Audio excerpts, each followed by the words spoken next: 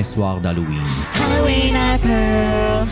Martine savait que la maison dans laquelle elle emménageait avait quelque chose de malfaisant. Il y faisait si froid.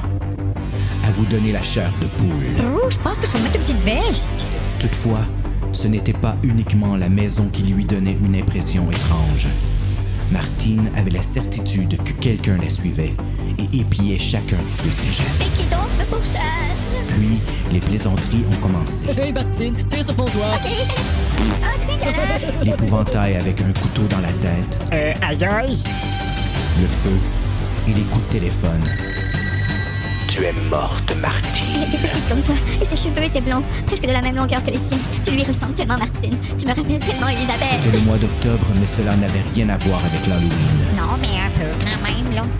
Quelqu'un serait au rendez-vous cette année et pas seulement pour avoir des Il y a friandises. quand même une danse qui se passe à l'Halloween. On voulait la peau de Martine.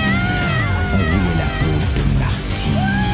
On voulait la peau de Martine.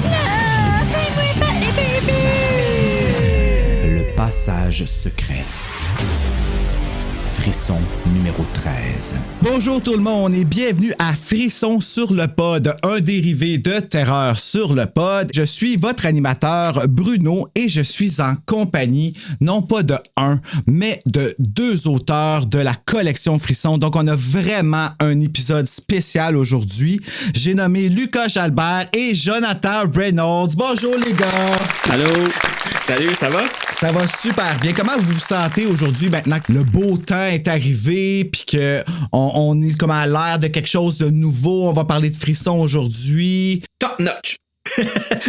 Non, je me sens super bien avec l'arrivée du beau temps et tout ça. Quoique, j'avoue que moi, j'aime ça l'hiver. Je suis peut-être le seul ici, là, mais j'aime les ambiances hivernales. Mais bon, ça fait du bien le retour du soleil. C'est vrai qu'on n'a pas souvent des choses, surtout dans l'horreur, les choses hivernales comme The Shining, Misery. Cold Prey. Il y a un film qui a été fait en Iceland, il me semble, en tout cas une trilogie qui s'appelle Cold Prey aussi. Je sais pas si vous avez une chance de regarder ça sur Frisson TV. Ça avait été diffusé, mais en allemand, ça s'appelle Friedfit. Ah, OK. Est-ce que ça veut dire la même chose? On ne sait pas. Mais tout le monde connaît Friedfit. Voyons. Hein? Tout récemment, je pense qu'il y a 2 ans, The Lodge aussi qui est sorti. C'est bon, c'est hyper psychologique là, avec le jeune qui faisait c'est lui qui le leader de la gang du Loser Club dans la nouvelle version de Hit là. Yes, je me rappelle. Puis au début du film là, il y a Alicia Silverstone, tu sais, une vedette des années comme 90 là. Puis là, du coup, je la reconnaissais pas. Voyons, avec dans Clueless. Oui, entre autres, et dans The Crush aussi, un suspense un peu. J'ai jamais vu ça. Ouais. Okay. Il y avait un film qu'elle avait fait aussi que je me rappelle qui s'appelait Excess Baggage. Oui. Qui genre elle se faisait kidnapper dans un manteau jaune là, puis là tout le monde la comme. Elle se kidnappait elle-même parce qu'elle voulait comme soutirer de l'argent à son père qui est riche puis qu'elle aime pas. Fait qu'elle mettait en scène son propre enlèvement, mais elle se faisait vraiment enlever finalement. En tout cas, bref. Hey, c'est smart ça, pareil. Ben oui, on devrait tous faire ça. Faut juste que je me trouve un père riche à quelque part. Puis quelqu'un qui voudra bien me kidnapper. C'est ça. Donc, toi, Jonathan, on va commencer par toi parce que, comme je disais, t'es un auteur de Frisson. Tu as écrit un livre qui s'appelle Terrible voisin. Est-ce que tu peux m'en parler un petit peu? Yeah. Oui, Terrible voisin, qui est un frisson tout petit. Alors, ça se lit là, autant pour les enfants que pour les adultes. La couverture est tellement hot. Oui, mais c'est des courts chapitres. Avec toujours ce qu'il y avait dans les frissons dans le temps, là, désolé l'anglicisme, mais un hook, là, un hameçon pour attirer le lecteur vers l'autre chapitre, toujours vers l'autre chapitre. Et en gros, c'est très, très simple le début de l'histoire. C'est un petit gars qui déménage avec son père. Ses parents sont récemment divorcés. Et sa nouvelle voisine, à ce petit gars-là, lui apprend... Écoute, c'est cool le quartier, là, tout va bien, mais parle pas au voisin juste à côté. C'est un homme araignée. C'est un homme araignée. Fait que là, il dit, voyons donc, ça existe pas, immense. Puis elle dit, OK, regarde, on va aller espionner chez eux. Dans ce roman-là, moi, là, tu sais, pour ceux qui ont la nostalgie un peu des, tu sais, les headsets. Moi, j'ai grandi avec des headsets, tu sais, des quartiers un peu comme dans Halloween ou vraiment, là, banlieue. Et dans les headsets, moi, il y avait comme Passage secret. Donc, j'ai mis ça dans le roman. Le petit gars passe avec sa voisine pour aller espionner le voisin et tout. Fait que, bref, j'ai comme rentré dans ma jeunesse un peu avec ce livre-là. Avis aux nostalgiques. Ah ouais, ça c'est hot. OK, fait que ça file vraiment, là. En tout cas, si je me fie, puis j'espère que c'est pas une insulte pour toi, c'en est pas une pour moi, mais c'est un peu dans les veines de chair de poule. Tu sais, genre le voisin, les jeunes, t'es vraiment dans la tête du jeune, puis que tu... Oui, c'est ça, c'est écrit au jeu. Et puis là, ben, je veux vraiment pas aller plus loin dans l'histoire parce que, bien évidemment, il y a des punchs par-ci, par-là. Ouais, c'est ça. Fait que je vous dirai pas si finalement c'est du surnaturel ou juste un suspense réaliste, entre guillemets, là. Mais c'est à peu près tout ce que je peux dire sur, mettons, un résumé, là. Puis si je me trompe pas, il est catégorisé peur bleue, hein. Donc c'est l'âge 8 ans, 8-10 ans. C'est couleur bleue, hein. L'écoute, t'es meilleur que moi dans les couleurs. C'est peur bleue, ben c'est ça, c'est la catégorie, c'est ça, c'est la deuxième tranche d'âge, donc 9 ans et plus en montant, c'est ça, effectivement. C'est ça, exactement. J'ai jamais vu un frousse verte encore en vrai. Je sais pas pourquoi, je sais pas si Gatineau a comme un espèce de racisme envers le vert, là. Mais j'ai jamais, comme dans les librairies où est-ce que je suis allé, j'ai jamais trouvé un frousse verte encore. J'ai hâte d'en voir un parce que j'ai hâte de voir l'épaisseur, voir la grosseur d'écriture pour pouvoir me faire une idée genre tangible, tu sais. Puis toi, Lucas, ben on te connaît avec Les Enfants perdus. Oui. Tu viens de sortir alors qu'on enregistre ton 3e tome. Ben, tu viens de sortir, ça fait à peine 2 mois. Février, là, ben oui, c'est ça. Ben, c'est ça. Ouais. Puis là, tu es en train de produire le 4e, si je me trompe pas. En tout cas, il est fini, exactement, mais on n'est pas encore... Le manuscrit est écrit depuis le temps des fêtes. J'en ai profité avant l'arrivée de mon petit garçon. Du fast riding. Ben, c'est ça. Puis la saison 4 que j'adapte sous forme de roman, ben, a été tournée l'été dernier. Fait que je suis parti très tôt avec le scénario et les séquences tournées pour rapidement écrire le manuscrit. Là, le manuscrit est entre les mains de l'éditeur. Fait qu'on va attendre de ses nouvelles pour retravailler le tout. Il y a tout le temps 2-3 versions facilement. Et c'est prévu pour cet automne 2022. OK, fait que ça s'en vient. Ben, ça s'en vient. C'est loin en sacrifice parce qu'on est quand même juste le mois de mai. Mais ça va arriver vite. Ça passe tellement vite. Ça va arriver vite. Puis je suis en post-production de la saison 4, justement. J'ai 2 épisodes de montée complet. J'en ai 5 à venir. Et puis c'est étonnant, le premier épisode, tu vois que les personnages ont grandi puis qu'il y en a d'autres qui sont ajoutés parce que là, je fais la présentation, la remise en contexte puis l'épisode dure 1 demi-heure. Nice! Aïe, pour vrai. Ouais. Aïe, d'habitude, c'est comme genre des 12-13 minutes environ. Le deuxième, par exemple, il dure la moitié, 15 minutes, mais c'est correct. C'est la réintroduction de l'histoire avec l'épisode 1. Fait que, mais c'est ça, tu vois qu'il y a plus de choses à dire. Hey, tu sais, imagine, on est parti d'une web-série comme l'histoire des enfants perdus. Je sais que tu l'as raconté maintes et maintes fois, Lucas, là, mais pour ceux qui écoutent pour la première fois, là, peux-tu me résumer ça, comment que ça a parti? Parce que je trouve ça extraordinaire, cette histoire-là. Là. Tu veux dire d'où c'est né puis comment c'est apparu? Le fait que ça a commencé en web-série, que tu as adapté ça en Frisson quand ils sont venus te chercher. Moi, je trouve que c'est un move génial. Puis qu'on a ça au Québec en plus, je trouve ça magnifique. Avec la collection Frisson. Pour ceux qui me connaissent, vous savez à quel point la collection Frisson, c'est une grande partie de ma jeunesse et de mon éducation de l'horreur. Tu sais, je suis obsédé par ces livres-là. J'ai ma bibliothèque ici qui est comme couverte de livres Frisson. Honnêtement, je pense que c'est plus important que mes enfants, que j'ai pas d'enfants. Il n'y a pas d'enfants, c'est ça. Ben, c'est ça. Fait que j'ai le droit de le dire, tu sais. Mais ouais, c'est quelque... Puis là, ben, c'est ça. Là, on arrive, genre, on est à 30 ans de la collection Frisson, puis on est rendu avec une web-série, on est rendu avec des catégories d'âge. Ben, je te dirais que tout est arrivé à point nommé. Jonathan peut en témoigner. Quand je suis apparu dans le décor du milieu de l'horreur, je suis arrivé avec le magazine Ça fout la chienne en 2018. C'est comme ça qu'on s'est connus, Joe puis moi. Nice. En faisant Ça fout la chienne, moi, c'était dans l'optique de rappeler justement les frissons, les chairs de poule, les fais-moi peur d'autrefois. Puis je pensais jamais justement que mon travail allait attirer justement Héritage Jeunesse qui a 70 ans d'existence et la collection Frisson justement.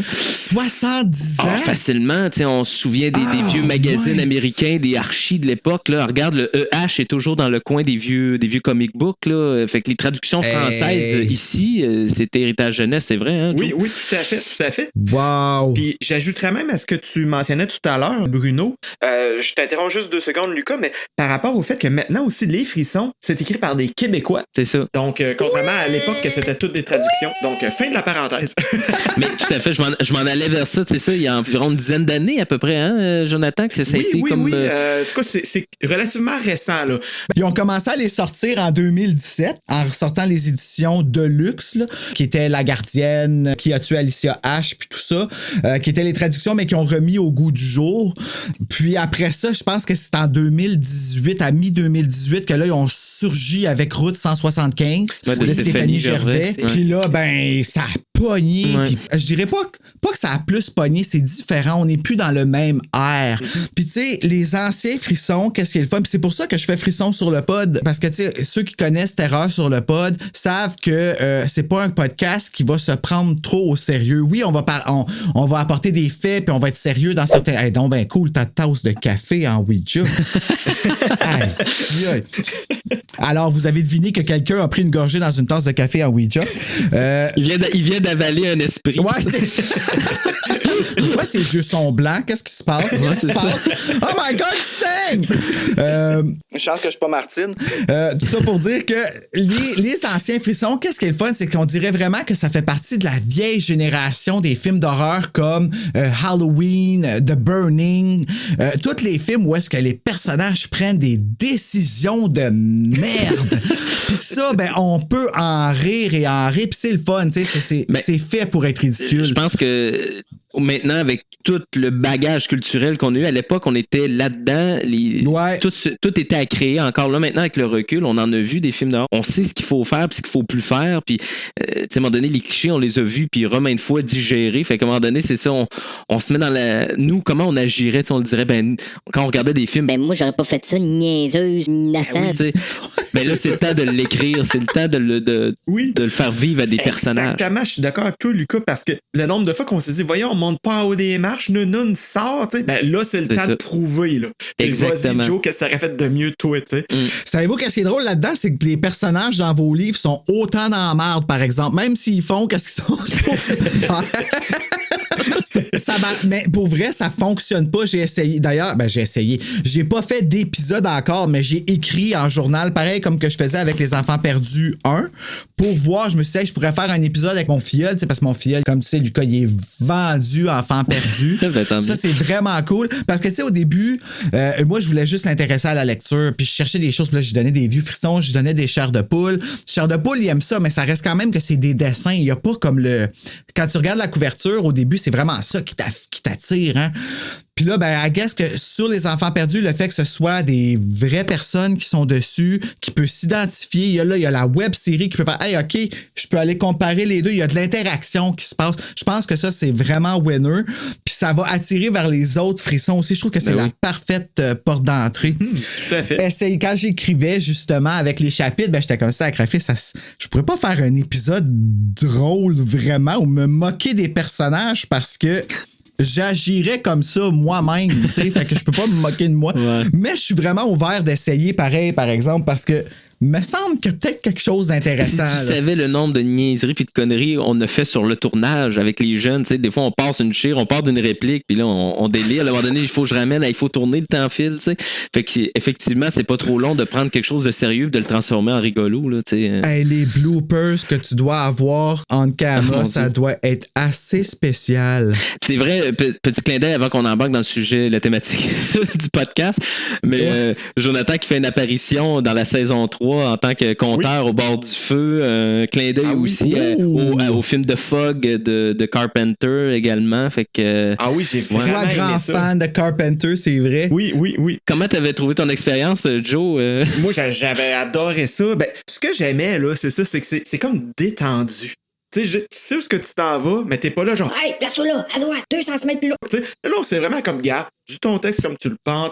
C'est les vacances. Moi, c'est ça, c'est parce que j'avais dit à Lucas, écoute, je suis pas bon, moi, pour retenir du par cœur, là, tout ça, mais je peux l'adapter à ma sauce. Ben, vas-y, Jonathan. Yes, OK, là, je te dedans. Ben oui, je te faisais confiance 100%. C'est ça, je donne un texte de base à mes acteurs, puis après ça, mettez-le dans vos mots, dans votre bouche, faut que ça ait l'air vrai, pas commencer à réciter, là, tu sais. Mais je tiens à des détails, des éléments importants qui sont dits. Des détails sont dits.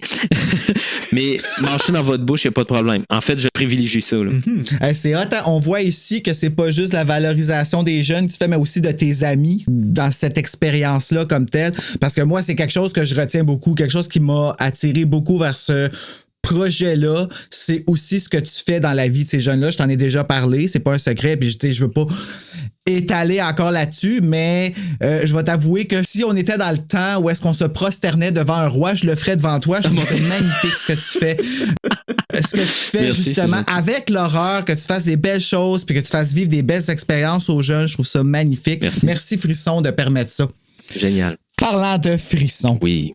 On a lu Le passage secret de Richie Tankersley, Kozik ou Cusick, ou moi quand j'étais jeune, c'était Richie Tankersley que j'appelais. Tu l'as-tu avec toi, Joe? Oui, je l'ai avec moi. Yeah! Quelle édition que t'as, toi? Parce que là, je vois que Joe, il a la version écrite en vert. Moi, j'ai la version écrite en vert. Est-ce que t'as la version écrite en rose, toi, Lucas, ou il est écrit en vert? Il est écrit en vert, puis embossé un peu, là. Oh, OK, t'as une première édition, là, toi, là, tu niaises pas. Ah oui, là. Là, écoute, c'est parce que là, je prépare mon espace jeunesse, puis ma bibliothèque est au complet. Mes frissons sont tous dans une boîte. Puis là, il faudrait que je fouille, là, mais c'est ça. Oui, je pense qu'il est embossé. Oh, wow, oh my God. Puis, mon ami Alain, il a été capable de le trouver en rose. Ah. Puis ils sont vraiment, vraiment rares. Je sais qu'il y a celui-là, puis la Gardienne 2 en orange, qui est quand même assez rare. Okay. Puis là, on a lu Frisson numéro 13, Le passage secret, un certain soir d'Halloween. 3 petits points. Martine savait que la maison dans laquelle elle emménageait avait quelque chose de malfaisant.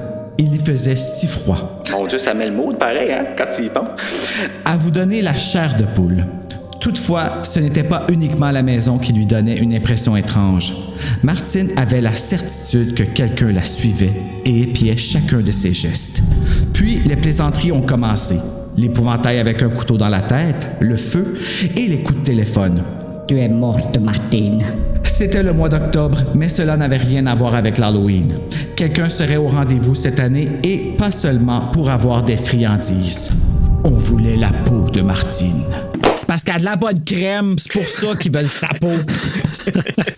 Neutrogena, Jennifer Aniston dans sa vino, elle se met de la belle crème toute soyeuse, là, puis on fait mauditement, je veux sa peau, elle. C'est là. Vous autres, vous en avez pensé quoi? Je commence avec toi, Lucas. Le passage secret. Qu'est-ce qui t'a attiré vers ce livre? Moi, c'est comme je le dis souvent en conférence dans les écoles, c'est les pages couvertures qui étaient dessinées, peintes à la main, là, l'ambiance qui se dégage juste d'une illustration. Fait qu'on voyait la maison, la silhouette, la citrouille, je crois, si mon souvenir est bon. Là, je l'ai pas devant moi, c'est pour ça. Je suis pas pire. Yes. Que je suis pas pire. Puis ça me rappelle même Halloween de Carpenter du même coup, là, tu sais, forcément. Puis la maison me faisait penser à des maisons du quartier victorien ici à Lévis. Fait que ça m'avait attiré, évidemment, le résumé derrière.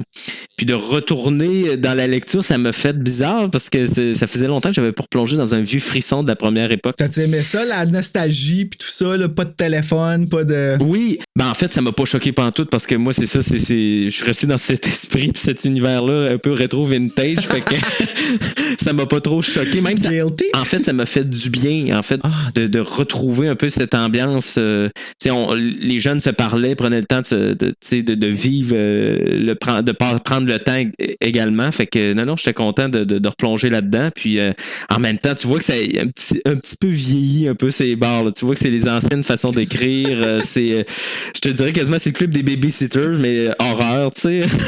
Épouvante un peu. Club des babysitters qui était aussi publié par Héritage Jeunesse, si je me trompe pas. Exact, hein? Je pense que oui. Ah, mon Dieu, je me rappelle. En fait, ça me surprend à quel point ça lorgnait beaucoup plus vers le suspense que l'horreur même. Tu sais, que l'épouvante totale, c'est plus du suspense, tu sais, Puis j'adore les suspens également, mais là, j'ai réalisé, OK, il était plus soft un peu à l'époque. Ah ouais, ça se gardait une gêne. En anglais, en tout cas, je sais qu'en anglais, souvent, les livres sont beaucoup plus rough, là. Il y a des bouts qui sont tamisés dans les frissons que j'ai remarqué, là, quand que je compare avec comme la version anglaise. Moi, ce que j'adore, spécialement dans les frissons, dans les traductions, c'est les erreurs de traduction. Mais je sais pas si c'est des erreurs ou des... Genre, ça a été traduit, mais pas dans le même sens que ça a été intentionné. Je sais pas si tu comprends ce que je veux dire, tu sais, des fois. Puis, ce que je trouve drôle aussi avec les frissons, c'est à quel point ils viennent nous titiller avec le sexe, mais juste sur le bord. Tu sais, ils vont jamais aller... La seule place où est-ce qu'ils acknowledge vraiment la sexualité sexualité dans la collection Frisson, ça a été dans Journal intime, dans le tome 2. Les deux personnages viennent d'avoir une relation sexuelle, puis la fille, elle accroche la boîte de condoms, mais c'est la seule chose. Okay. En anglais, j'ai pas encore vu, mais on voit le public pour lequel il était écrit, puis à quel point la sexualité, c'était vraiment plus tabou que ce l'est aujourd'hui. Là. Les mots étaient pas dits, on allait sur le bord, on amenait les jeunes à vivre ce petit frisson-là, pour pas faire de mauvais jeu de mots, mais jamais aller direct dedans. Sans jeu de mots non plus, là. That's what she said. Excusez. Tu dis ce que j'ose pas dire, maintenant ça va être là. Tu sais, j'adore ça. Puis toi, Jonathan, oui. Le passage secret. Ben, moi, rapidement. Cette collection-là, d'abord, moi aussi, c'était les couvertures qui m'avaient attiré. Okay? Puis le passage secret, c'était un des premiers que j'avais lu. Puis j'avais tout de suite aimé l'ambiance, tu sais. Puis à l'époque, ben, j'avais aucune expérience en écriture ou presque. Là. J'écrivaillais, comme on dit, là, des petites histoires, mais bon, bref. Fait que ça, j'étais là, waouh, c'est génial! Puis ça. Sauf que quand je suis retombé dedans, je pense que c'est l'année passée ou l'année d'avant, j'ai juste relu un peu, tu sais, je suis là. Ouais, tu parlais de traduction un peu. Je peux-tu le dire? C'est un peu mal traduit, j'ai-tu le droit? T'sais? Oui, mais c'est tellement magnifique. Oui, c'est ça. Moi, j'adore ça. Oui. Mais c'est ça. Puis c'est drôle parce que des fois aussi, c'est traduit au mot, là, tu sais, dans le sens que, mettons, la hutte de la pizza. Et, ben non, mais c'est pizza hot, là. Je veux dire, en québécois, le sait, là. Je veux dire, comme La hutte de la pizza. C'est bon. Mais bref, mais pour l'histoire, j'aime beaucoup l'ambiance. Comme disait Lucas, c'est davantage du suspense. Ben d'ailleurs, le 3/4 de la collection aussi. Là, je me souviens qu'il y avait quoi, les griffes, les griffes meurtrières. Oui, c'est ça. Les griffes meurtrières, que ça, il y avait du surnaturel. Puis c'était quasiment un Freddy, là, tu sais, qui attaquait et tout ça. Puis c'était pas un whodunit. Les griffes meurtrières, c'était surnaturel? Oui. C'était vraiment une espèce de créature qui tuait. Parce qu'habituellement, les frissons, là, s'il y a un mort, là, c'est pas mis en scène vraiment et tout ça. Ben, c'est ça. Mais dans les griffes meurtrières, là, je me souviens, j'étais ado, puis j'étais là, ah, yes, ça ressemble au film que je regarde. Tu sais, c'est comme un slasher, là, ouais. Oui, c'était vraiment un slasher surnaturel. Puis il y en a un autre qui est un peu de surnaturel, c'est quoi? C'est le chalet maudit. Le chalet maudit, qui a un voyage dans le temps. Je suis en train de le lire en ce moment. Oui, c'est tellement malade. Entre l'été 1956 puis cet été. Oui, ben, c'est ça. Puis quand tu fais le lien. Ça, je l'ai jamais lu. J'aimerais ça le lire. Ça a l'air bon. Ah, il est bon. Ce livre est vraiment bon. Ah, ben, je te l'enverrai. Lucas, j'en ai 3 ici. Ah, ouais, cool. Merci. Ouais. Ben, écoute, en fait, c'est ce que je déplore un peu de la première collection de l'époque. C'est que moi, j'ai lu ça aujourd'hui. Je me dis, bon, il est où l'épouvante là-dedans? Il est où le surnaturel, justement, que Jonathan parle? Puis on le retrouve beaucoup plus maintenant dans la collection 100% québécoise. Là. On va se dire, mais tu sais, à l'époque, c'était ça. Ça faisait tout le temps que, c'est le voisin d'à côté, c'est le petit ami jaloux, c'est plate. C'est le livreur de pizza Hut, là, tu sais, c'est moment les donné. Slashers. Ouais, c'est vraiment comme, tu sais, toutes les règles, mais version livre, puis tout ça. Mais l'odeur, par contre, des vieilles pages jaunies. Par exemple, ça a son charme. Tu dis, oh my God, je sais, des fois, juste pour le fun, j'aime ça les sortir, toutes les mettre à terre, puis comme me rouler dedans. Non, c'est pas vrai. OK, je veux dire, comme... Hey, Joe, on va faire un bout, nous autres, je pense. Mais l'odeur, c'est vrai, l'odeur de tout ce qui est comme genre frisson, chair de poule, le papier recyclé de la méthode de ce temps-là, dans ces années-là, parce que tu sais, c'était jaune et un papier, une espèce de papier journal, là, si on veut. Là. Aujourd'hui, les pages sont blanches. C'est encore un papier recyclé, mais tu sais, on a évolué avec le temps. Fait que tu sais, c'est super. Puis qu'est-ce qui est quand même drôle aussi, c'est de voir quand ils ont ressorti les frissons, le livre il est plus épais, mais pourtant, parce qu'ils ont refait la mise en page, ils ont grossi l'écriture, il y a des plus grosses interlignes, mais il est plus épais, mais c'est le même livre. Comme c'est la même histoire, il n'y a pas plus de choses ajoutées ou de. Là, je parle des éditions de luxe qui ont ressorti, là, les 8 premiers. Là. Je parle pas des nouveaux. Mais si on les mettrait comme ça en édition vintage, ça serait cool, il me semble. Oui. Il me semble que ça serait une version, genre un omnibus des enfants perdus, version comme tu sais, une affaire de même, tu sais, je shoot ça de même, là. On envoie ça. On envoie ça dans l'air. Ouais, c'est ça. Mais c'était un de mes points là, que j'avais exigé à l'éditeur. Je veux participer à la couverture de mes romans. Fait que, tu sais, tout ce qui est photo des acteurs, moi, je les retouchais tout style peint pour qu'il y ait un petit côté vintage sur mes romans. Tu sais.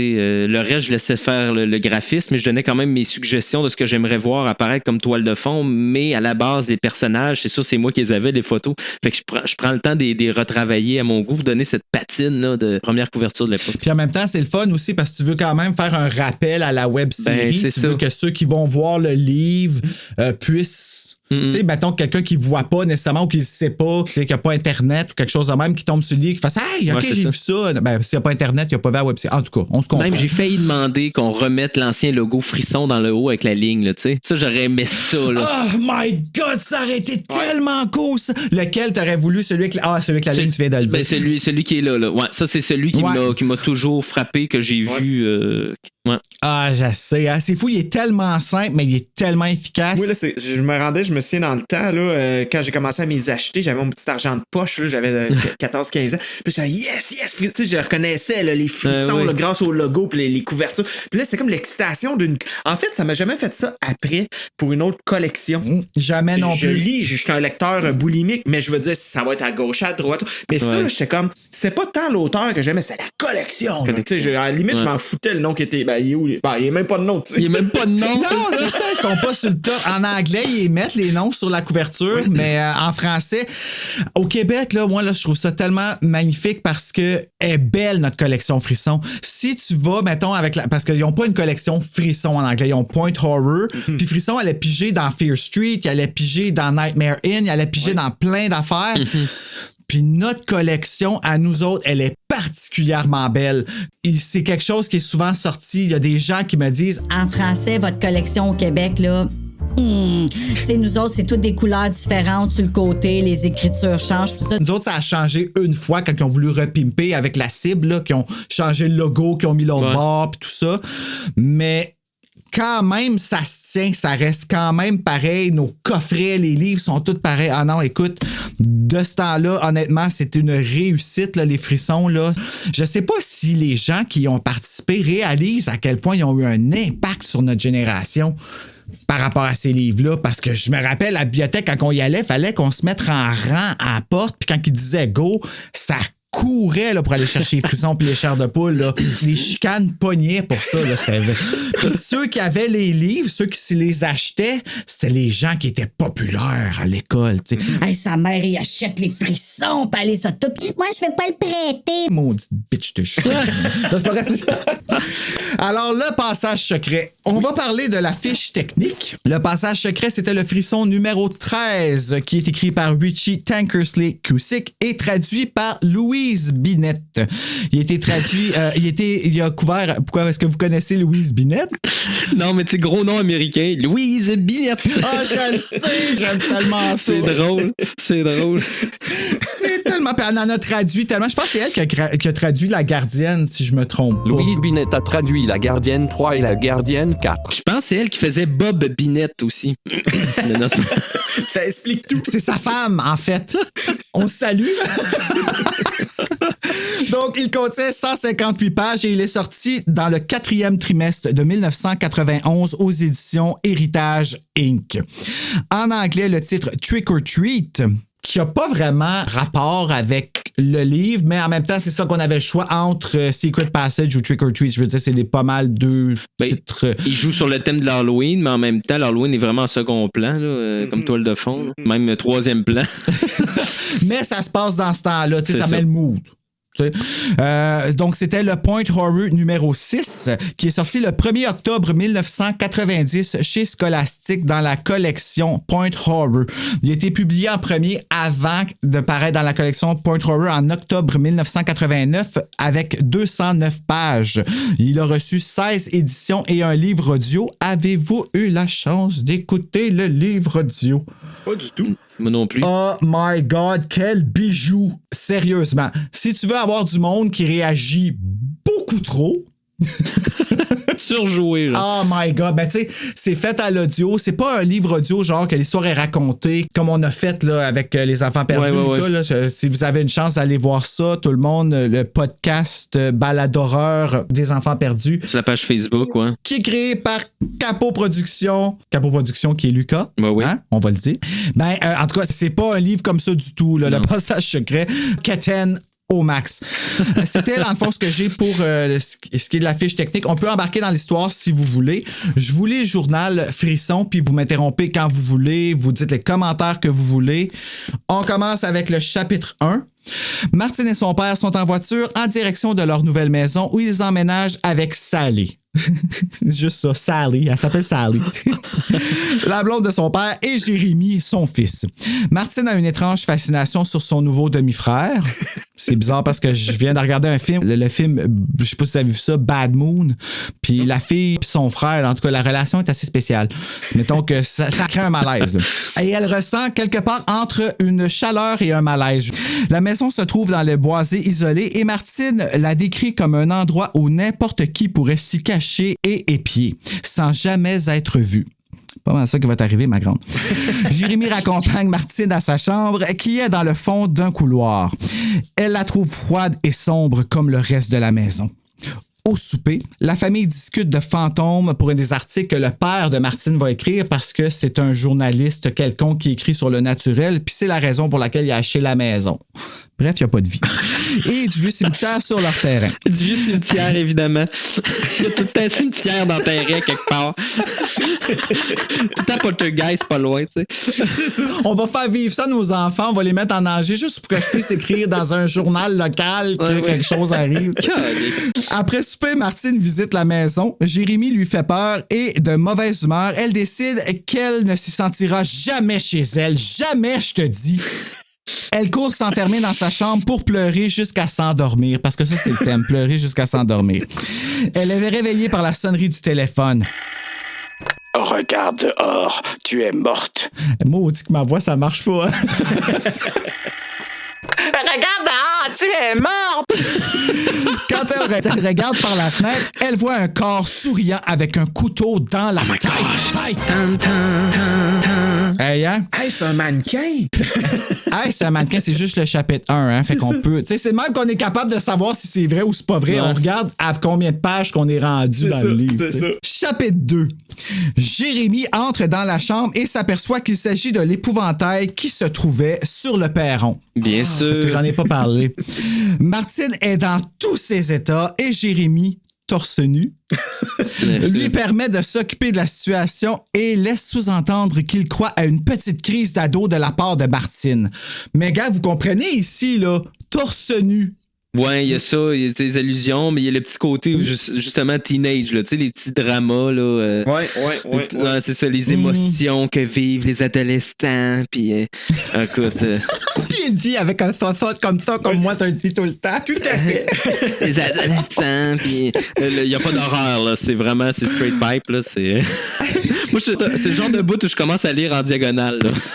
Ouais, pis dans le film, à un moment donné, là, à part quand c'est le premier film d'horreur que tu vois, là, mais dans le film, t'avances ces bouts-là parce que tu dis, ben oui, mais on sait bien qu'il n'y aura pas un corps sur sa galerie. Tu sais, t'avances, ben, man, il va se passer quelque chose de vrai, tu sais. C'est ça. À un moment donné, ça va être un corps, ben on le croira plus, tu sais.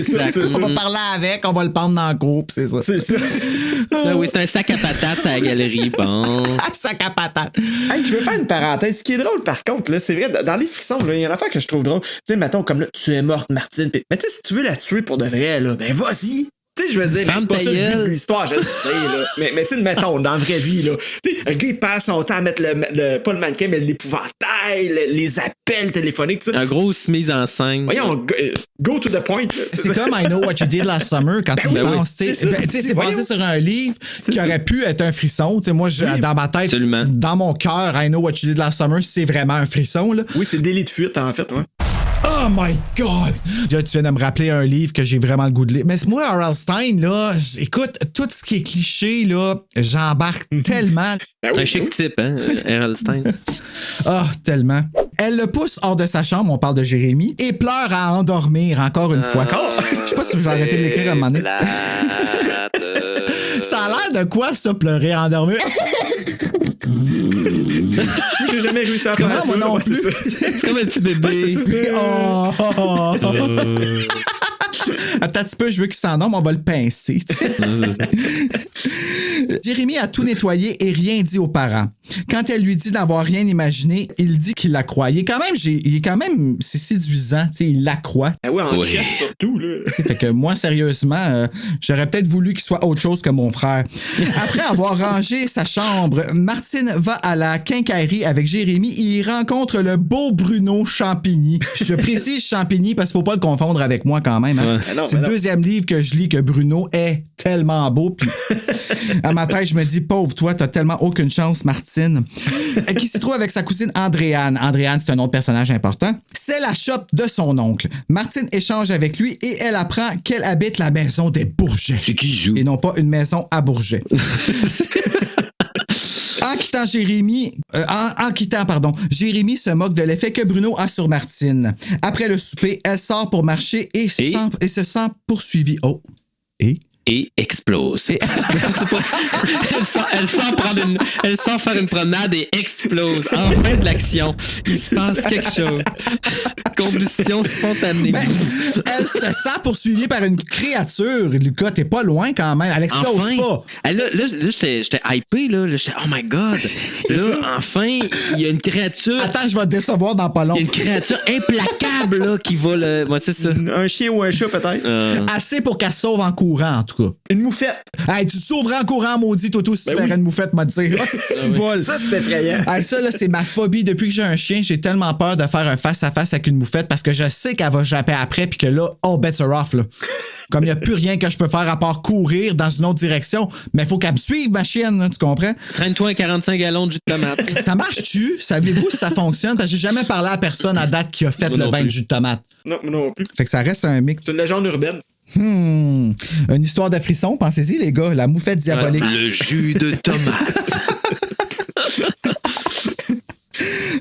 Solution, 2 petits points. Chapitre 3. Jérémy et Martine sont en route vers l'école et explosent.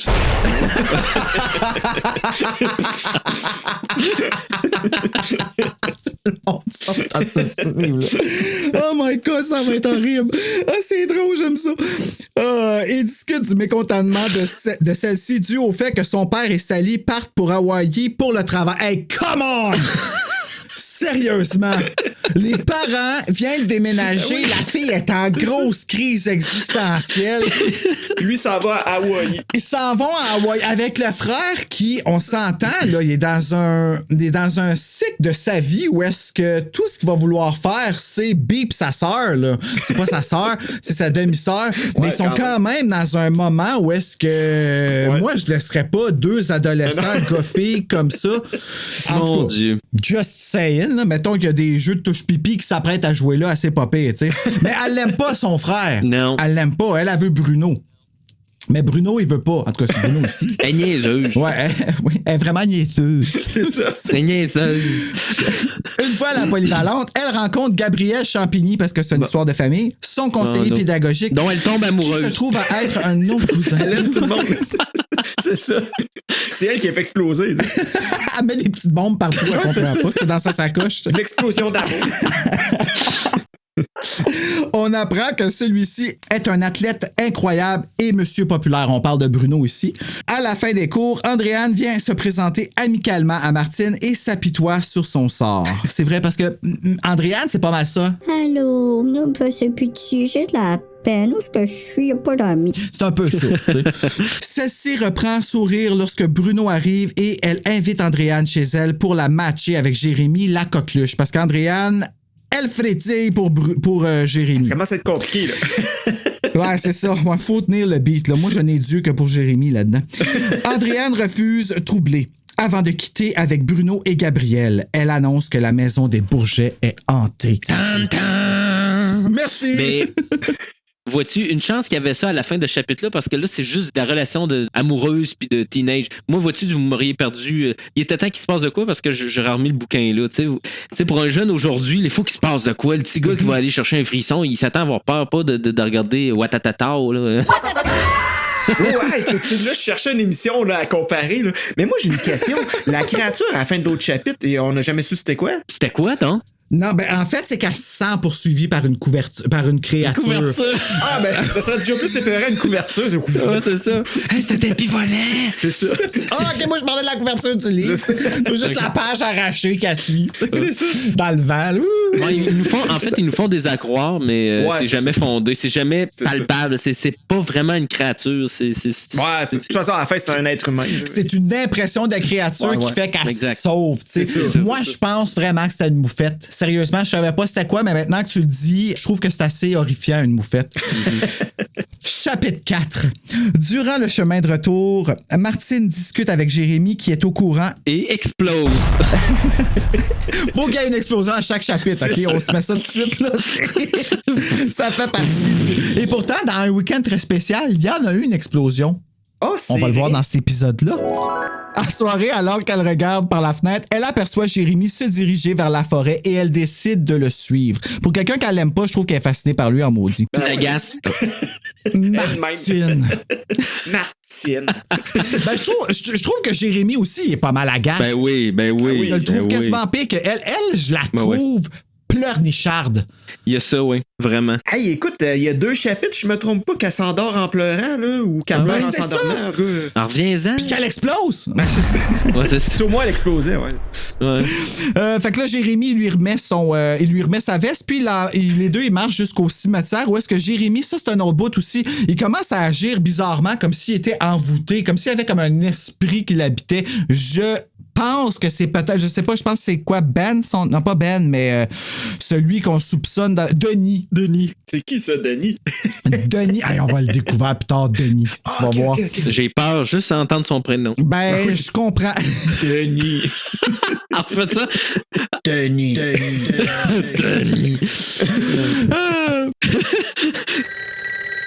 Salut, Sydney, c'est Denis.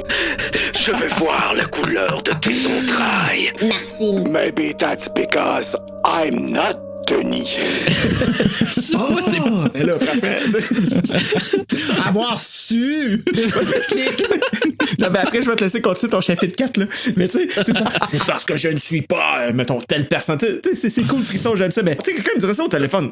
Clique, tu raccroches. Ça fuck toute la crédibilité. Ben, c'est ça, c'est comme, ben oui, mais peut-être c'est lui quand même. De retour à la maison, Martine monte se coucher. Elle ne pleure pas. Au milieu de la nuit, elle entend un craquement dans la penderie et c'est à ce moment que Jérémy surgit dans sa chambre en urgence. Ça sent la fumée! Dit-il. Fallait que je mette un petit peu dans... Mais il y a quelque chose qui venait d'exploser, c'est sûr. Ah, c'est pour ça. Et voilà. Mais on sent juste la fumée, l'explosion, on l'entend pas, par exemple. C'est ça. Chapitre 5. Se rendant compte que la fumée vient de la cuisine, Jérémy, il retrouve un linge à vaisselle qui était resté sur le rond du poêle, qui était pas fermé. C'est plat. Parce que tu sais, on fait tout ça. Hein, quand on finit de cuire quelque chose, on met le linge à vaisselle sur le rond et on le laisse là. Hein? C'est quelque chose que je savais pas qu'il fallait faire. Tu sais, les cours de cuisine, ils le montrent pas, ça. Il encaisse la responsabilité de façon confuse, tandis que Martine, dans tous ses états, lui bitch après avec un acharnement. Et puis elle se donne, là. Elle est vraiment intense. Elle est vraiment... Va donc coucher puis braille donc, tu sais. Comme à un moment donné, là. C'est ça, va donc brailler. Le lendemain, Martine est surprise par Bruno qui l'amène avec lui à sa table toujours réservée. Ah, c'est ça, c'est le bout que je vous ai gardé pour reproduire une scène. Jérémy vient le voir, mais refuse l'invitation à s'asseoir en taquinant Martine. Quand celle-ci demande des explications à Bruno par rapport à sa maison, celui-ci l'amène dehors sur les estrades et lui explique alors l'histoire horrible du meurtre de l'adolescente qui y vivait, Elisabeth. Ça, c'est pas si pire. Qui se serait fait tuer par son petit ami non retrouvé, Denis. Ah, il est là, Denis. Il est là, Denis. Que les autorités ont tagué de suicider. Ils ont juste décidé... Vu qu'il a disparu, il s'est suicidé. Et voilà. En fait, il s'appelle, on dit Denis, mais c'est peut-être Dennis. Ouais. En anglais, c'est Dennis. Comme Dennis DeYoung. Ouais, c'est ça. You, baby.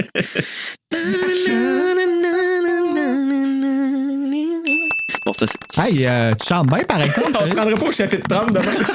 C'est une autre partie de ma vie. Moi, j'ai financé mes projets BD en chantant, moi, pendant 10 ans. Écoute, la chanson fait partie de mon existence autant que la bande dessinée et le cinéma. Fait que là, il va falloir te réinviter à Terreur sur le pod puis que tu fasses un résumé chanté avec nous autres. Et voilà. T'as tout compris. Yeah! Un autre projet!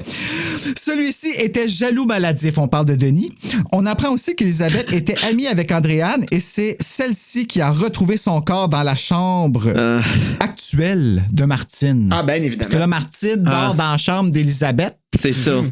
Où Elisabeth a été retrouvée morte. Fait que là, on retrouve des affaires au compte-gouttes. Chapitre 6. Martine parle avec Jérémy de ce qu'elle a appris et il ne semble pas surpris. Jérémy. Il n'y a pas d'émotion. Il confie aussi qu'il est incertain d'être responsable du feu de la veille. Il croit aussi que quand un événement tragique arrive dans une maison, la tragédie y reste entre les murs. Martine remonte à sa chambre exaspérée et reçoit alors un appel lugubre. Tu es morte, Martine. Tu es morte, Martine. Qu'est-ce qui est drôle dans le livre audio? Parce que, tu sais, le punch, on sait tous à la fin. Puis ils disent, quand elle chuchote, on sait pas si c'est une fille ou un gars. Ben, je vous confirme, on sait que c'est une fille. Ah oui, OK. Ah, mon Dieu, dans le livre audio, elle parle comme ça. C'est comme insupportable. Ouais, vraiment. Chapitre 7. Martine tente de convaincre Jérémy que l'appel était sérieux et inquiétant. Mais il reste convaincu que c'est une plaisanterie. Elle retourne dans sa chambre et pleure. Encore? Bagnant la porte en maudissant son demi-frère jusqu'à ce que le téléphone sonne à nouveau. C'est Bruno qui l'invite à manger de la pizza au Pizza Hut ou la hutte de pizza, comme tu sais. La hutte de pizza. J'aime vraiment ça. Avec Gabriel et Andréane. Puis ça, c'est un peu... c'est un manque d'éthique de la part de Gabriel, je trouve. Si c'est un comme conseiller d'orientation à l'école, je comprends que c'est ses neveux et nièces, mais d'apporter des amis qui est nouvelle... Je sais pas, il me semble qu'il y a quelque chose qui... Il y a un mur qu'il faut pas que tu franchisses, là. Ouais. En tout cas, ça, je l'ai déjà lu, fait qu'on le relira pas. Il me semble que c'est assez pénible comme ça. Il y a combien de chapitres? 172, hein? À peu près. Seigneur. Non, on approche quand même, ça va quand même bien. Une fois à la pizzeria, tout le monde dévisage Martine, ce qui la rend suspicieuse. Il parle de l'histoire de fantômes qu'ils doivent écrire. OK, ça n'a pas rapport. D'Andréane, l'intelligence de celui-ci. Quand je vais skipper ça, c'est pas intéressant. La soirée terminée, Bruno raccompagne Martine en la courtisant et une fois qu'il quitte, elle se rend compte qu'elle a oublié ses clés. Ah oui, ça c'était peurant, par exemple. Elle appelle Jérémy en criant, mais rien.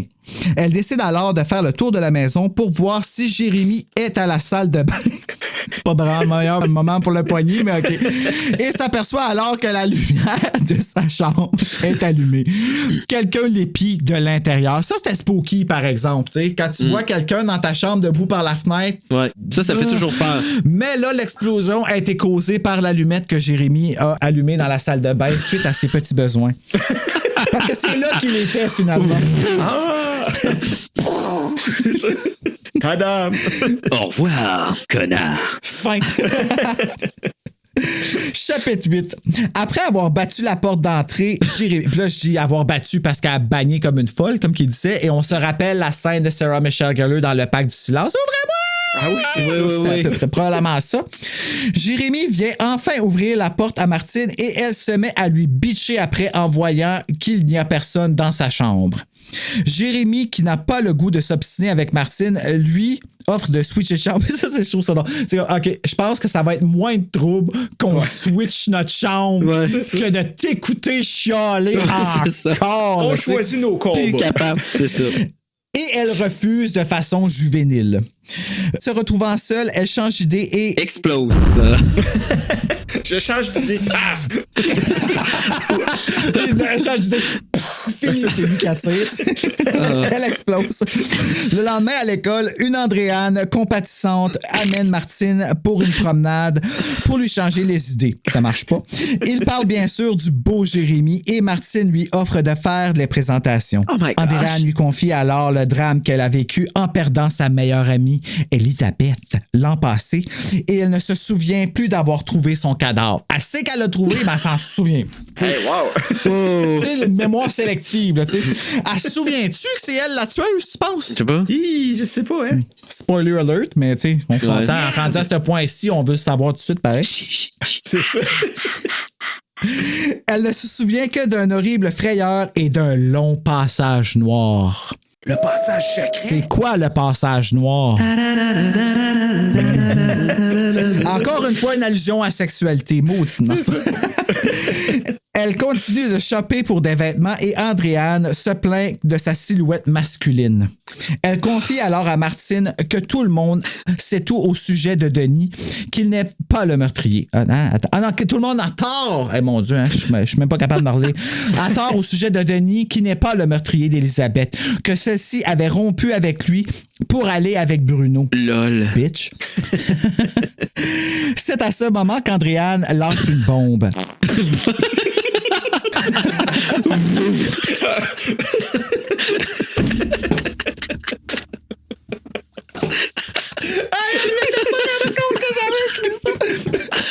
Lâche une bombe. Dans la robe qu'elle essayait, elle était obligée de l'acheter. On se rappelle du film Bridesmaids, tout le monde? Oh mon Dieu. Alors, la bombe est... Martine ressemble à Elisabeth comme 2 gouttes d'eau. C'est le chili de la veille, hein, la bombe. Ça a mal passé. C'est celui de Tim Horton, mais c'est parce qu'il l'avait fait chauffer. C'est toi qui arrive tout broyer dans ce livre-là. J'ai mal. C'était encore moi, j'ai mal au ventre. C'est ça. Allez, verticulite. My God. J'ai des larmes. Oh, wow, les gars, vous me faites du bien, man. C'est malade. J'adore ça. Chapitre 9.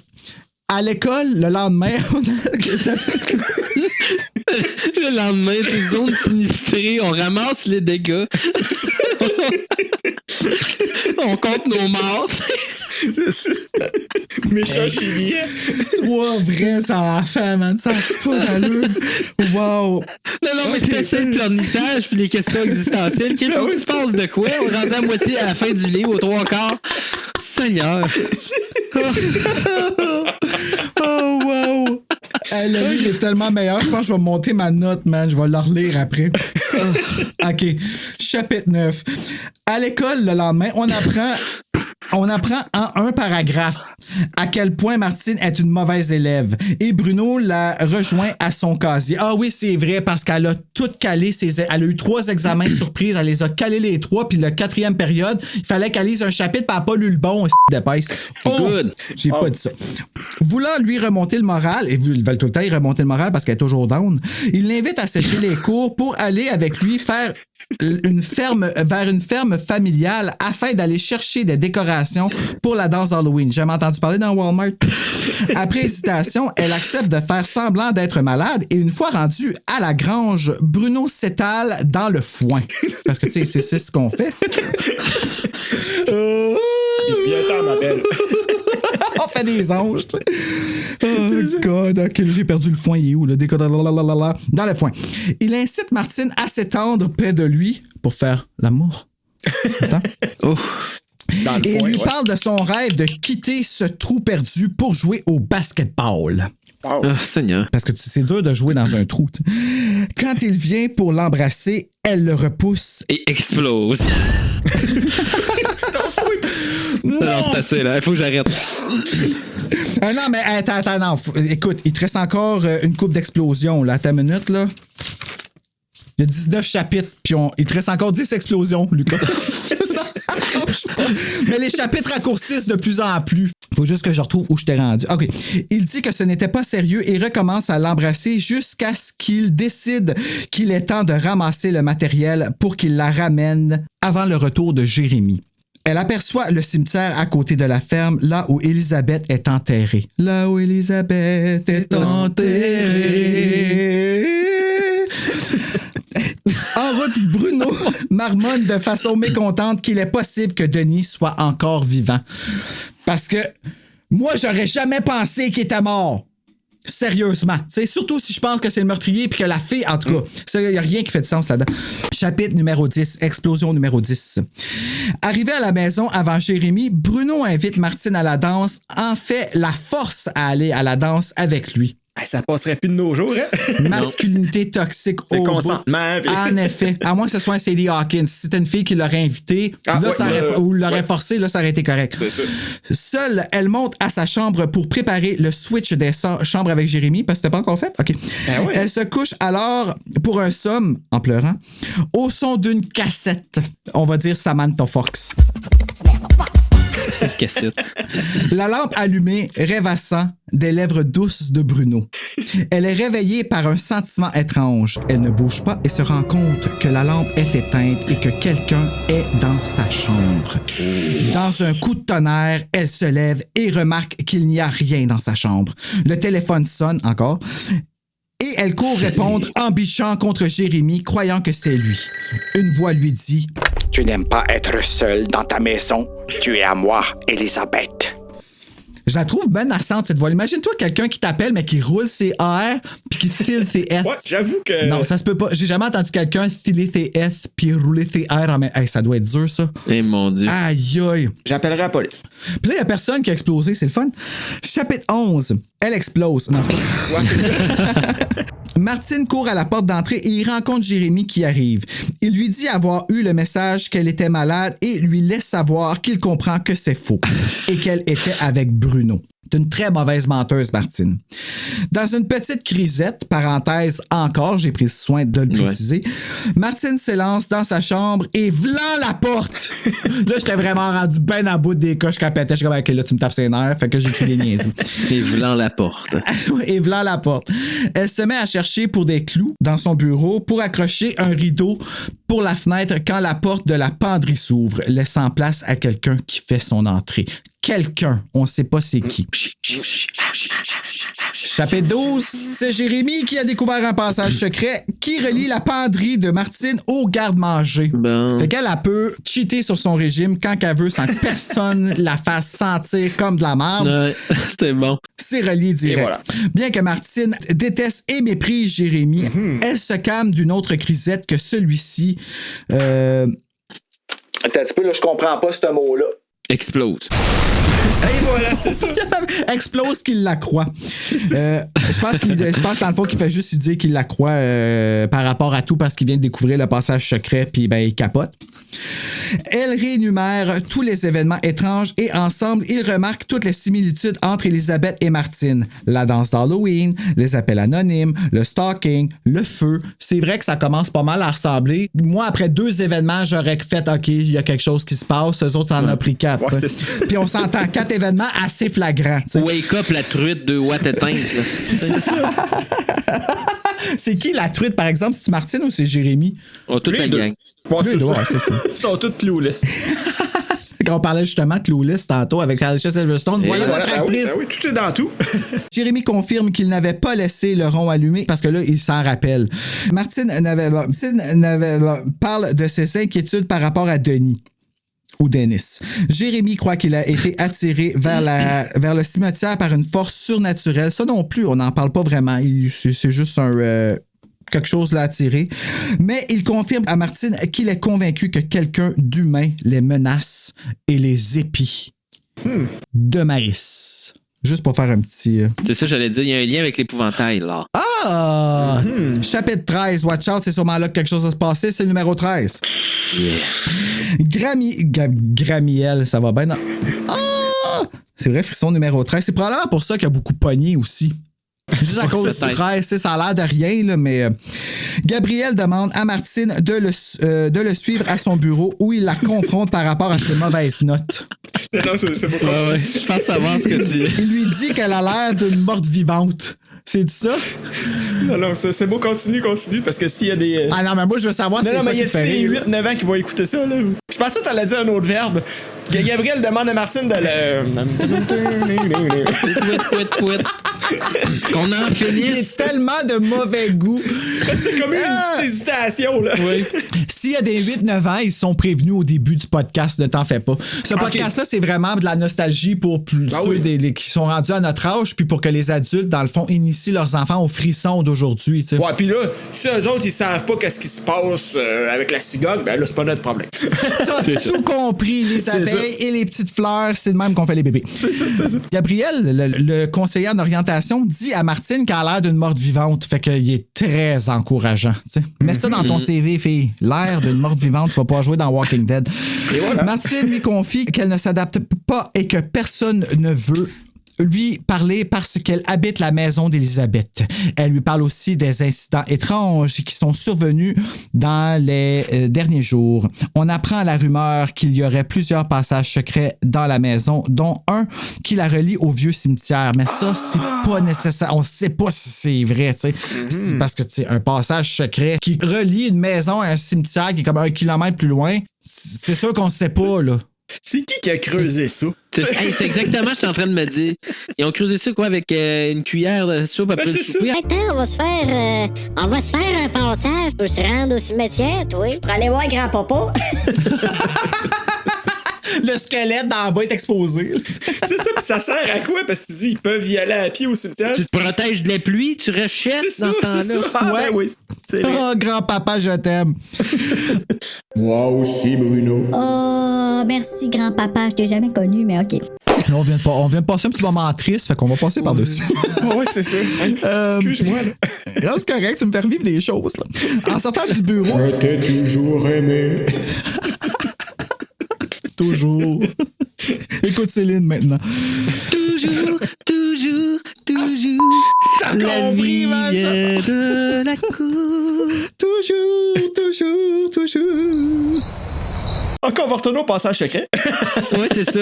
Donc, en sortant du bureau, elle rencontre Andréane qui lui suggère d'aller étudier chez Martine parce que là, elle se sent prête de retourner dans la maison. C'est bien compliqué, cette histoire-là. Ouais. Jérémy passe et échange des gentillesses. Les filles vont au resto pour jaser. Andréane n'a pas de cavalier pour la danse, mais prétend que c'est OK parce qu'elle sera trop occupée à gérer l'événement et à servir des punchs. Elle confie aussi qu'elle se rappelle d'un long passage d'or encore le soir du meurtre d'Élisabeth. Elle croit que Denis est mort par suicide et qu'il n'est pas... non, ça se peut pas. Elle croit que Denis est mort. OK, là, elle croit que Denis est mort par suicide, c'est le fun. Et qu'il n'est pas responsable du meurtre. Les filles quittent, laissant Martine à attendre Jérémy à l'école, seule avec ses pensées morbides. Là, j'ai essayé de rendre ça suspense parce qu'elle fait juste s'en aller par la crisse là. Fait que c'est comme... Ah, OK, je comprends. Chapitre 14. L'école est déserte et tandis que Martine attend, toutes les lumières s'éteignent. Elle entend des pas s'approcher et elle se sauve. Elle se cache dans une classe et se fait rattraper par un poursuivant. En se sauvant, elle tombe et se blesse au bras. J'aurais vraiment payé cher pour voir ça, par exemple, d'avoir tombé, ça aurait été le fun. Bang à terre! Elle court vers la sortie et finit par rejoindre Jérémy. Après avoir vu la silhouette du poursuivant disparaître, elle perd connaissance. Fait que Jérémy l'a pas vu, elle l'a vu disparaître, elle perd connaissance, elle se casse un bras, c'est fini. OK, let's go. Elle s'endort en pleurant, elle perd connaissance. C'est ça. C'est parce que c'est une fille. Après avoir explosé. Ouais. Ah, ça explique tout. Ouais, oui. Ouais, c'est ça qui est arrivé. Tout ça, là, c'est beaucoup, là. Je suis fatiguée, là, je t'ai fait brûler, je vais m'évanouir un petit peu. Elle voulait juste avoir de l'attention. Ah, ben c'est ça. La quicheuse. Ouais. Une agace, une vraie agace. Une agace conscience. Chapitre numéro 15. Hey, on approche vraiment, hein? Sérieux, sans joke, là. Oui, il est prêt. Ça va bien, notre affaire. Martine se réveille le lendemain. Mon Dieu, elle a perdu connaissance longtemps. Dans sa chambre. Le bras dans le plâtre. Elle se souvient vaguement de la veille que Jérémy l'a amenée à l'hôpital et ramenée à la maison. Puis les parents sont toujours pas revenus, là. Ben oui, c'est ça. On élimine les parents dans ces histoires-là. Il faut pas qu'ils soient là. Ça sert à rien. Oui, mais dans La Gardienne, elle était là, sa mère. Elle était pas... Ouais, mais elle était dans le congélo, découpée en petites rondelles. Elle était là pareil! Des fois, elle allait la voir. Un petit bout de jarret. Elle parlait, hein, ce qu'on fait. Elle trouvait qu'elle avait pas grand chosette, mais OK. Elle se trompe avec le rose beef. Puis... Ah, maman, je t'aime. Ah non, c'est une coquette de porc. Attends. Elle se trompe avec le rose beef. Sorry, mom. Momette! T'as tellement maigri depuis. Aujourd'hui, Jérémy est grippé, tandis qu'Andréane arrive pour visiter Martine. Celle-ci lui demande de l'aide pour s'habiller, parce qu'elle n'est pas capable tout seul. Jérémy se joint à elle et à ce moment, Andréane revit les événements de l'année précédente. Elle mentionne les passages secrets que Denis et Bruno connaissaient aussi. Parce que là, on commence à dire que tout le monde connaît les passages secrets, mais que personne ne les connaît, mais tout le monde les connaît. On fait des liens, là. Elle parle de Bruno qui accompagnait Élisabeth à la danse et que celle-ci avait quitté la danse avec Denis pour aller chez elle pour discuter. Mais no wonder que tu te sois fait tuer, fille! Ben rien fait pour toi. Non, mais c'est chiant, là. Moi, j'aurais vraiment été pisse. En tout cas, on se rappelle Never Been Kissed de Drew Barrymore qui se fait lancer des œufs là, au bal. T'sais, ça traumatise, ces événements de même. Ça traumatise. Oui, tout à fait. Quand Bruno l'a su plus tard, il était furax, avec raison.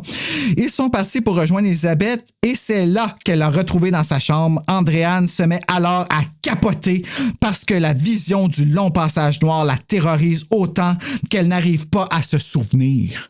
Fait qu'elle est terrorisée par quelque chose qu'elle n'est pas capable de se rappeler. Jusque-là, tout va bien. Chapitre 16. Martine se prépare pour la danse costumée. Et là, on embarque dans le climax bientôt parce que la danse, ça sent bien. Là. Comment ça te l'attend?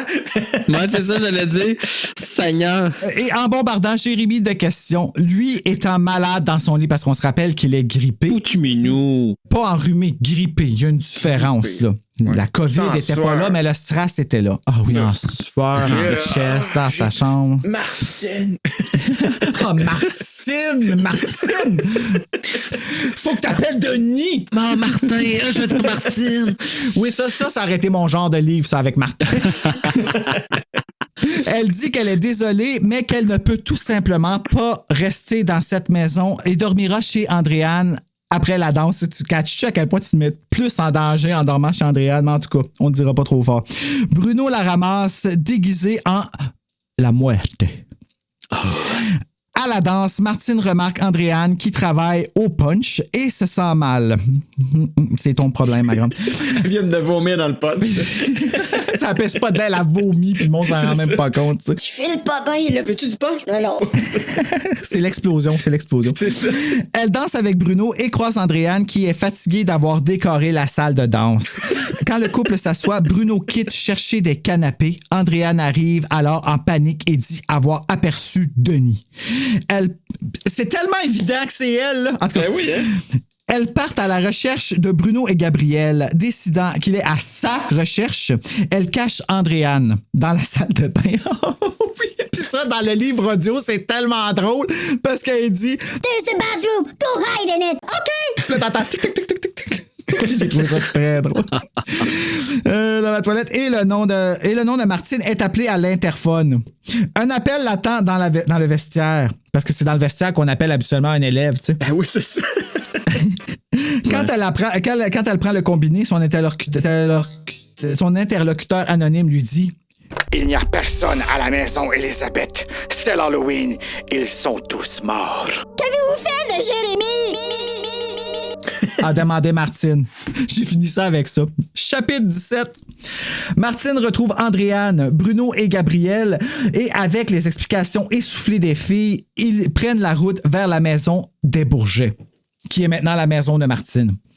En arrivant, Martine course à la chambre de Jérémy qui a à peine le temps de s'habiller.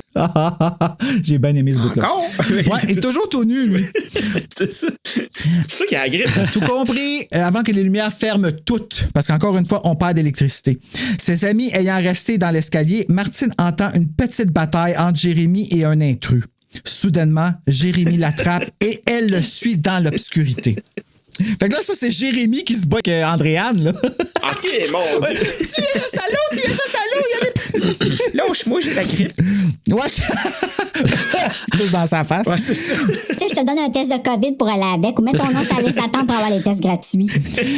Ils se retrouvent dans un passage secret et finissent par se trouver dans un garde-manger abandonné. Oh ouais. Jérémy saigne. Bon, t'attends. Ben, juste ça, c'est un punch, hein? On va mettre du sang un petit peu. La grosse affaire. C'est pour ça que c'est 13 ans et plus.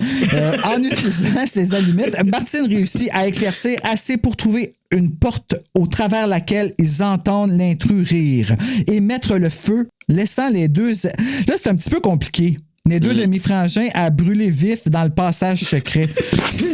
Mais finalement, c'est un peu plus vrai que tu pensais, ton affaire d'explosion, Lucas. Je pensais que tu niaisais, mais... Mes désirs deviennent réalité. Et voilà. Ah, il reste 2 chapitres, les gars. Yeah. Cache ton enthousiasme, Lucas. Mon Dieu. Chapitre 18. Voyant qu'elle n'arrive pas à ouvrir la porte, Martine et Jérémy trouvent un autre passage. Parce que le feu est pogné, tu sais, faut bien qu'il arrive de quoi. Trouvent un autre passage très étroit et ils l'empruntent en rampant jusqu'à une porte qui s'ouvre. C'est ça que je comprends pas trop. Bizarre, hein? Comment ils ont la porte fait est ça. toute petite, je sais pas. Ouais, c'est ça. Ouais. Ils sont dans la mausolée du vieux cimetière. Là, on est dans Buffy, soudainement. Jamais fait le lien! Jamais! Parce qu'il y avait des rumeurs, mais on n'aurait jamais cru que c'était vrai. Ils trouvent alors le cadavre de Denis qui gît là depuis 1 an. Fait que c'est quoi qui est arrivé? Elle l'a tué puis elle l'a laissé là? Dirk. Pourquoi qu'elle a fait ça? Ou il est allé se cacher, il a attendu, puis il est juste mort. Il a gagné à cachette. Ouais, c'est ça. T'as fait le fun, ce jeu-là! C'est ça. Il a tombé endormi en pleurant, puis il s'est jamais réveillé. Ils ne me trouveront jamais. Jamais. C'est ça. Ben, gars, il vient d'en trouver, c'est pas vrai! Soudain, derrière Jérémy, surgit l'intrus qui porte le masque de la mort, qui stabbe Jérémy dans l'épaule. Il tombe par terre dans sa mort de sang. Oh. Hey, là, c'est rendu violent, il y a du sang partout. Martine, qui croit que Bruno est l'intrus, lui demande pourquoi? Ouais. Il fait ça et le méchant s'apprête à la poignarder. Les portes de la mausolée ouvrent, laissant place à Bruno et Gabriel. Mais je croyais que Bruno portait le masque de la mort. Mais alors, c'est qui manque? Qui viennent retirer le masque à 3 petits points. Andréane! Andréane était amoureuse de Denis. Là, je donne les explications parce que on a besoin de comprendre. On veut le savoir. Ouais. Andréane était amoureuse de Denis et croyant qu'Élisabeth allait le reprendre lors de leur dernière danse. Elle l'a éliminé. Ouais, la vilaine a tué sa meilleure amie. De folle. Elle croyait ensuite avoir assommé Denis, mais finalement, elle l'a tué. Elle voulait pas le tuer, mais elle l'a tué par accident. Oh non! Et elle l'a finalement tué, ce qui l'a rendue folle, parce qu'elle l'était pas déjà. Dans sa rage, elle a voulu tuer Martine, qui ressemble à Elisabeth, et Jérémy, son nouveau kick, pour refaire son meurtre. Tout ça pour ça. Tout ça pour ça. Hey, c'est fou les wires dans le cerveau des fois que ça fait, hein? Dernier chapitre 19. Jérémy perd connaissance en attendant l'ambulance. Tout le monde perd connaissance dans cette histoire-là, en tout cas. Ouais, c'est ça. Oui, hein? C'est convenient de perdre connaissance dans les livres. Lucas, s'il te plaît, à un moment donné, mets un personnage, ou Jonathan, toi aussi, si tu veux, mettez un personnage qui s'appelle Bruno qui perd connaissance, s'il vous plaît. J'aimerais vraiment ça dans un de vos livres. Tandis qu'Andréane divague dans son histoire meurtrière. Quand Gabriel mentionne qu'ils l'emmèneront en sécurité, Andréane répète une coche. Répète une coche. OK, je comprends. Okay. Je peux comprendre la confusion. Répète une coche et retente de sauter sur Martine, mais est arrêtée par les policiers et les ambulanciers qui sont arrivés à temps. Une chance qu'ils sont là. Oui. Martine reconnaît enfin que Jérémy est une bonne personne. Et c'est dans les bras de Bruno qu'elle le suit vers l'hôpital. Hey, c'est beau. The end. C'est une belle histoire. Lu comme ça, là, je me dis crime, il y avait un éditeur derrière ça, puis il y avait des gens qui relisaient tout ça, puis qui ont dû dire bon, c'est approuvé, c'est bon ça. Ben oui, mais hey, écoute, c'est exactement ce qu'on recherchait d'un frisson dans ce temps-là. Un cheap scare. On dirait un soap américain vers la fin, là, puis mélangé avec de l'Agatha Christie. Là. C'est vrai, tu sais, genre une émission genre Top Model. Rich, Brooke, Top Model, c'est ça. Ils ont enfanté le fils de la chienne de Brooke, du demi-frère de son fils. Oh là là! Et ils l'ont appelé Shannon. Oh my God! Il me semble que tu raccourcis tout ça, là. Fait, si tu veux absolument qu'il y ait un appel de téléphone, mais en pas 15. Si tu veux qu'elle s'évanouisse, elle a une fois. Tu sais, je disais, c'est ça.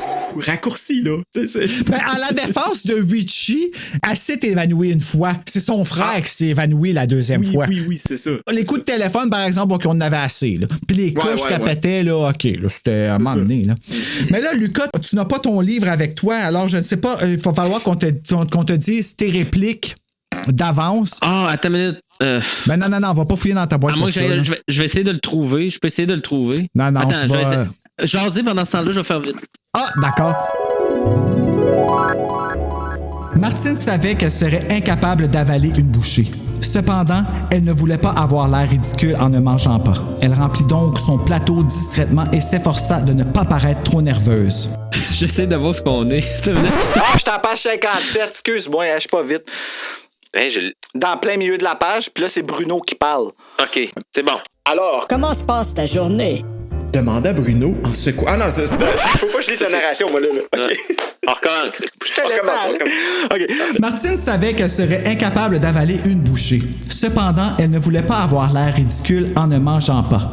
Elle remplit donc son plateau distraitement et s'efforça de ne pas paraître trop nerveuse. Alors, comment se passe ta journée? Demanda Bruno en secouant son berlingot de lait avant de le verser dans un verre. Bien. Répondit Martine. Juste bien. Il s'appuya contre le dossier de sa chaise. Il paraît que ton conseiller pédagogique est super. Oui, c'est Monsieur Champigny. Dit Martine en souriant. De l'air épaisse, hein? C'est un nom populaire dans cette ville. Ouais, mais Gabriel a du succès, lui. Bruno ricana. On ne peut pas tous en dire... Ah non, ça c'est toi. OK. Tu vois comme c'est bien fait. On ne peut pas tous en dire autant. Ce n'est pas ce qu'il dit. Fit remarquer Martine. Il est vraiment fier de toi. Bruno haussa les épaules. J'aime le sport. J'ai de la chance de pouvoir faire ce qui me plaît. C'est tout. Moi, je n'ai jamais été très douée pour l'activité physique. Je suis trop maladroite.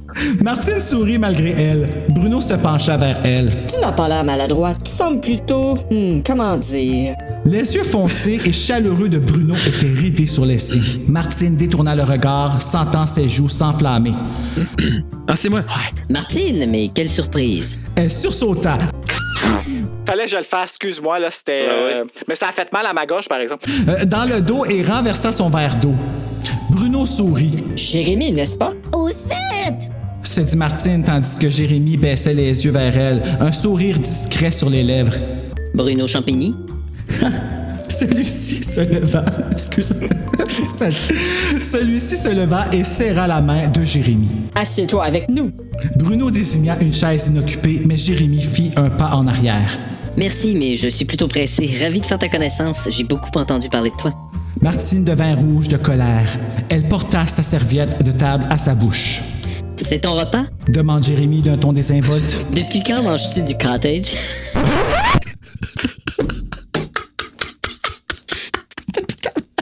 Cottage. hey, sérieux, on a vraiment une discussion de même dans un roman frisson, là. C'est débile. Là. C'est n'importe quoi. Oh. Martine aurait voulu mourir. Bruno regardait les 3 bols de fromage intacts sur son plateau. Elle n'a pas un, elle en a 3! Elle a 3 plateaux de fromage! À la fin. J'ai toujours mangé du cottage. En fait, j'adore ça. C'est étrange, ton père disait justement l'autre jour que ça te rendait malade. Martine lui adressa un regard haineux. Jérémy sourit. À tout à l'heure. Bruno le regarde s'éloigner, puis se tourna vers Martine en souriant. Andréane dit que ton père est écrivain. 3 petits points. On va finir avec ça. C'était déjà bien assez, n'est-ce pas? Aïe, aïe. Oh, ça va mal finir, cette histoire. Palpitant. Hey, ça a fait du bien. Hey, là, c'est le temps de s'en aller. On va donner je vais vous donner la note de Goodreads. Dans le fond, quand même, il a quand même été bien coté pour un Point Harbor. Il y a eu 3.8 sur 5. Pour un navet du genre? Ben, sérieux, là, moi, je trouve pas que c'est un... Non.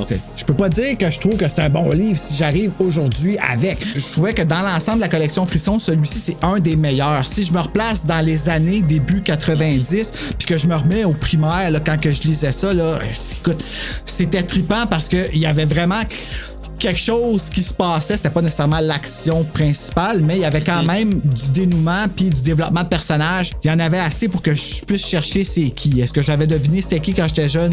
Probablement pas. Aujourd'hui, c'était pas mal évident. Moi, j'ai donné un 4.2 sur 5. Moi, j'ai toujours pensé que c'était Louise Binette, l'assassin. Faudrait le demander. C'est ça. Vous autres, sur 5, ça aurait l'air de quoi? Un petit peu. Je sais qu'adolescent, je l'avais adoré. Puis moi non plus, j'avais pas deviné avant la fin. Mettons, je vais donner une note quand j'étais ado, puis une note là. OK. Mettons, quand j'étais ado, là, je devais donner au moins un 4.5 sur 5. Là. J'en parlais, puis je disais, waouh, il est vraiment le fun. T'sais. Là, tu sais, en tant que mon regard adulte, donc plus plate, désolé, mais je vais lui donner, mettons, je sais pas moi, peut-être un 3 sur 5, tu sais, mettons, pour un livre adolescent là, de cette époque-là. Là. On s'entend, là. Parce que tout ça est comme un peu confus, tout ça est comme, tu sais, puis je me demande, moi, c'est tout le temps, là, le meurtrier, là, pourquoi qu'il se casse la tête comme ça? Moi, c'est tout le temps la logique plate, là, mais pourquoi tu fais tout ça? Tu sais, je veux dire, dans le fond, là, ouais, parce qu'elle essaye pas de se cacher, hein, dans ce livre. Elle essaye pas de cacher, c'est comme si elle avait une deuxième personnalité qui a comme soudainement ressurgi en voyant la chambre. Mais ça, on le sait pas parce que ça nous est pas montré. Fait qu'on le sait à la fin qu'elle est folle. Fait que, mais ça n'arrêtait pas qu'il y ait quelques petits indices là, à gauche et à droite là-dessus. C'est vrai qu'elle avait pas... à part le fait qu'elle partait dans sa tête, là, puis qu'elle... C'est ça. Mais dans le fond... Elle se rappelait plus rien. C'est ça, on part tout dans notre tête un moment donné. Ben, c'est ça, ça veut pas dire qu'elle tue du monde, tu sais. On va demander à Louis. Ouais, toi, Lucas? Ben moi, je sais pas. On dirait que ça me... Quand je lis ça, là, je pense que j'avais été déçu à l'époque un peu parce que je me disais, le passage secret, il va y avoir une histoire dans un passage, des jeunes trouvent un passage, puis il se passe de quoi. Mais le passage arrive très tard dans l'histoire, n'est que finalement le fil conducteur entre la maison et le lieu du crime. Mais tu sais, c'est pas comme de la fausse représentation, mais tu sais, ça joue beaucoup là-dessus. Tu sais, il aurait pu appeler ça autrement, puis ça aurait fait pareil, genre. Ouais. La fille aux pleurs, je sais pas. La fille qui pleure. La fille qui pleure. Celle qui pète tes couches. Mais ouais, mais ici je comprends parce que trick or treat, c'est pas une expression que tu peux traduire non plus. Ça, je comprends. Des bonbons ou des bobos, là, des tours ou des bonbons. Ouais, bonbons. Des bonbons ou des ouais, tours, là. Je pense que c'était le cas, je sais pas, pour plusieurs romans frissons, mais tu sais, le passage secret, tu t'attends quoi finalement? Bon, déception. Mais en tout cas, moi, je dirais peut-être comme Joe 3. Parce que quand même, c'est dans les, on va le dire, c'est dans les bonnes cuvées là, de l'époque originale de Frisson, puis la couverture est attrayante, l'emballage est le fun. Là. Pourtant, il était vraiment populaire, mais il a pas été un des Frissons best-sellers quand ils en ont sorti 4 à un moment donné. C'était L'accident, La gardienne qui est à l'appareil et un autre que je me souviens plus. La fenêtre. Hey, la question qui tue, est-ce que vous saviez si à l'époque c'était plus populaire auprès des filles que des garçons? Ou vice-versa? Les filles. Moi, je trouve que ça fait eau de rose un peu. Tu vois que c'est pour les filles. Moi, être un gars, là, un jeune ado là, de 11, 12, 13 ans, je m'emmerderais royalement à lire ça. Là. Je m'emmerdais là. Peut-être vers la fin, il y a de l'action, c'est correct. Les ambiances décrites sont cool. Mais c'est ça, je trouve que je trouverais le temps long. C'est pour ça qu'aujourd'hui, tu sais, ce qu'on écrit, Joe, on rentre dans le sujet, puis il se passe beaucoup de choses. Là. Ah oui, ça n'a rien à voir. Là. Et on dirait que ce qu'on écrit de nos jours, en fait, là, c'est... Mettons, je prends Terry Boisin, là, même on dirait le quotidien qui serait supposé être plate, j'essaie d'y mettre un petit quelque chose. Tu sais, mettons, dans le fond, le petit gars, son père, il est divorcé. Tu sais, c'est du quotidien. Dans le fond, ça a comme pas rapport dans le monsieur terrible voisin. Mais je m'arrange quand même pour que ça ait comme un impact. Ah, ben, ça fait que le petit gars, ben là, il y a une nouvelle maison. Fait que là, il a peur de la nouvelle maison. Puis, tu sais, je veux dire, là, en plus, il est arachnophobe. Puis là, tu sais, il y a comme tout ça, mais ça aurait pu, dans le fond, un frisson, à l'époque, ça aurait été, ah, ben là, le déménagement, puis là, le père, puis ouais, on saute ça, c'est pas. On s'en fout, là. Je veux dire, exactement. Comme titre alternatif, moi, ce que j'ai trouvé, là, j'ai Martine la Poffine, Dans l'ombre d'Élisabeth, j'ai Inceste à en venir, j'ai Attention, parents irresponsables et attention, Narnia, la penderie qui est reliée au garde-manger. Oh! C'est bon, j'avoue que j'aime Dans l'ombre d'Élisabeth, par exemple. Ouais, ça, c'était mon côté un petit peu plus sérieux, tu sais, quand que je... Mais vous, en avez-vous un titre alternatif pour le fun? Faites-vous-en pas avec ça. Si ça vous vient, vous me l'écrirez puis je le rajouterai en édition. Alors, merci beaucoup, les gars, d'être venus avec moi pour revisiter le passage secret. J'espère que vous avez aimé revisiter ce frisson-là. C'est bien amusant. Et d'ici le prochain épisode, les amis, faites de beaux cauchemars!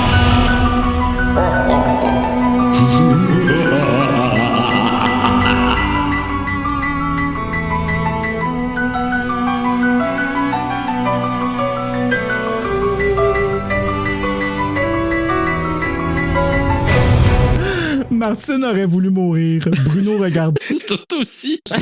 Sur le... Attends, j'en recommence ça. OK. Seigneur. OK.